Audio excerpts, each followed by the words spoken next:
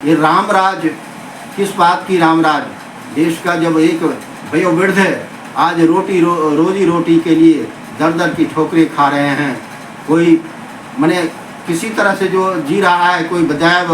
दवाई बिना मर रहा है, कोई रोटी बना मर रहा है, और आप सनातन सनातन कर रहे हैं। किसका सुरक्षा हो रहा है? आपके शासनकाल में जिस तरह से हत्या बलात्कार एक वर्ग बहुसंख्यक के ऊपर में कर रहा है, ये बहुत आपके लिए। दोस्तों नमस्कार।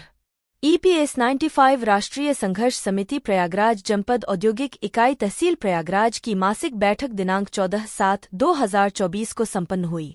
इस बैठक में राष्ट्रीय संगठन मंत्री रघुनंदन सिंह बैठक को संबोधित करते हुए राष्ट्रीय अध्यक्ष श्रीमान कमांडर अशोक राउत जी एवं राष्ट्रीय महासचिव श्रीमान इंजीनियर वीरेंद्र सिंह राजावत जी के आदेशानुसार माननीय प्रधानमंत्री श्रीमान नरेंद्र मोदी जी का ध्यान आकर्षित कर 4 सूत्री मांग की घोषणा कराने के लिए दिनांक 31/7/2024 को नई दिल्ली जंतर मंतर पर 1 दिवसीय विशाल धरना प्रदर्शन आंदोलन, क्रमिक अनशन कर संगठन की ताकत, पेंशनर्स की एकता का प्रदर्शन कर मिनिमम पेंशन हायर पेंशन प्राप्त कराने में कामयाबी हासिल करने पर बल दिया। दिनांक 14/7/2024 को EPS 95 राष्ट्रीय संघर्ष समिति प्रयागराज जनपद औद्योगिक इकाई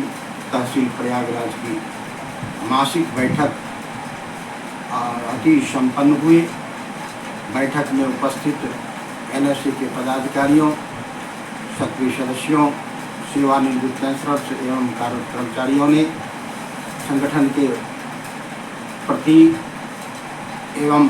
संगठन के पदाधिकारियों के प्रति विश्वास भरोसा जताते हुए राष्ट्रीय नेतृत्व के द्वारा जो भी आदेश निर्देश होगा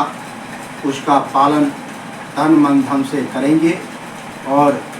31/7/2024 को नई दिल्ली जंतर मंतर में 1 दिवसीय कार्यक्रम जो निश्चित किया गया है, उसमें हम सब प्रयागराज से 500 की संख्या में पहुंचकर प्रधानमंत्री जी का दिए गए आश्वासन को आकर्षित करते हुए उनसे आगाह किया जाएगा कि आप अतिशीघ्र मानसून सत्र में अपने द्वारा दिए गए वादा को पूरा करें, अन्यथा आपके 78 लाख सेवानिवृत्त पेंशनर्स, 8 करोड़ कार्यरत कर्मचारियों को जो आपने 8 वर्ष से आंदोलन करते हुए को निराशा किए, उसका परिणाम लोकसभा चुनाव में आपको देखने को मिला कि आपका 2019-2014 के जो परिणाम था वो परिणाम 2024 में घटकर कहां से कहां आ गया। फिर भी आपके ऊपर में आशा और विश्वास है कि आप 2024 का जो नई गठन हुआ है, नए श्रम मंत्री राज्य मंत्री हैं, उसे आदेश दे करके EPS 95 सेवानिवृत्त पेंशन एवं कर्मचारियों को सम्मानजनक जीवन जीने लायक पेंशन 7,500, महंगाई भत्ता, पति पत्नी का मुफ्त मेडिकल सुविधा, पेंशन से वंचित सेवानिवृत्त कर्मचारियों को मिनिमम 5,000 प्रति माह, सुप्रीम कोर्ट के आदेश का पालन बिना किसी भेदभाव किए मूल वेतन पर हायर पेंशन का मंजूर कर अतिशीघ्र घोषणा करें, अन्यथा EPS 95 व कार्यरत कर्मचारी आने वाले विधानसभा चुनाव में भी आपको लोकसभा से भी और संख्या घट करके कम हो जाएंगे। इसकी संपूर्ण जिम्मेदारी आपकी होगी, क्योंकि यही EPS 95 सेवानिवृत्त पेंशनर्स, कार्यरत कर्मचारी देश हित में, राष्ट्र हित में, श्रम हित में करते हुए देश का विकास निर्माण किया। आज अपने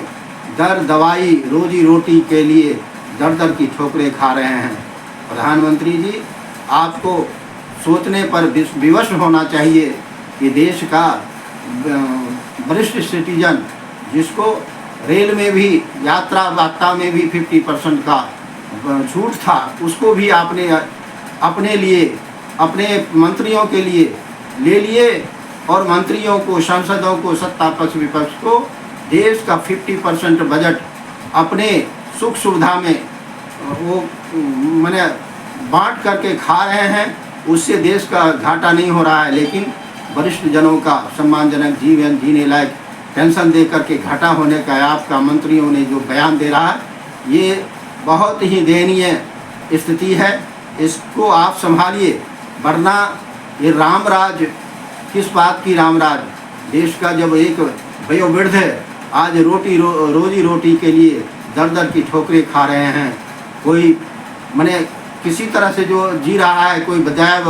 दवाई बिना मर रहा है, कोई रोटी बना मर रहा है, और आप सनातन सनातन कर रहे हैं। किसका सुरक्षा हो रहा है? आपके शासनकाल में जिस तरह से हत्या, बलात्कार एक वर्ग बहुसंख्यक के ऊपर में कर रहा है, ये बहुत आपके लिए एक दुखद संदेश है। आपसे पुनः निवेदन है कि देश के विकास निर्माणकर्ता को, चाहे वो EPS 95 सेवानिवृत्त पेंशनर हो, कार्यरत कर्मचारी हो या पुरानी पेंशन को अतिशीघ्र लागू करें। जय हिंद, जय भारत, भारत माता की जय।